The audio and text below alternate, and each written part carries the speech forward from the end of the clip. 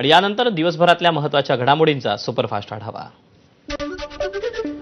देशातलं पहिलं आंतरराष्ट्रीय सी क्रूज टर्मिनल उद्यापासून सेवेत, केंद्रीय बंदर मंत्री सर्बानंद सोनोवाल यांच्या हस्ते होणार उद्घाटन। मृत्यूच्या खोट्या बातम्या पसरवणाऱ्यांवर आदेश, बांदेकर संतापले। सोशल मीडियावर मृत्यूबाबत अनेक खोट्या पोस्ट व्हायरल, तर आपण सुदृढ असल्याची बांदेकरांची व्हिडिओ पोस्ट करून माहिती। इंदापूर शहरातील जुना कचेरी रोडवर डॉक्टर प्रदीप दडस यांच्यावर हल्ला, आरोपींकडून वार करून लाथाबुक्क्यांनी मारहाण, तिघांविरोधात गुन्हा दाखल।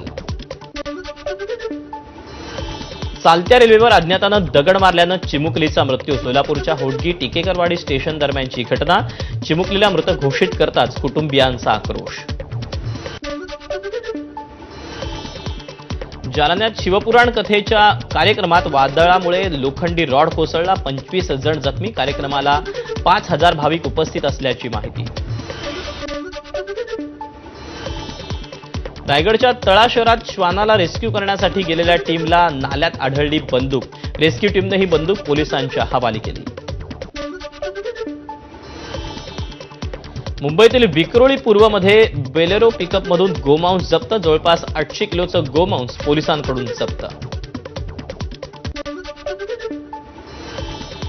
नांदेडच्या चिंचाळा ग्रामस्थांना पाणी टंचाईच्या झळा, पाण्यासाठी महिला पुरुषांची कसरत, शौच खड्ड्यातील दूषित पाणी विहिरीत उतरत असल्यानं नागरिकांचं आरोग्य धोक्यात। मध्य प्रदेशच्या गांधीसागर अभयारण्यात प्रभास आणि पावक हे 2 चित्ते वेगानं धावतानाची दृश्य कॅमेऱ्यानं टिपली। कुनोनंतर गांधीसागर हे राज्यातलं दुसरं चित्ता अभयारण्य। कर्नाटकचे माजी पोलीस महासंचालक ओमप्रकाश यांचा मृत्यू, बेंगळुरूमधील निवासस्थानी संशयास्पद अवस्थेत मृतदेह सापडला। ओमप्रकाश यांच्या शरीरावर जखमांच्या खुणा आढळल्या।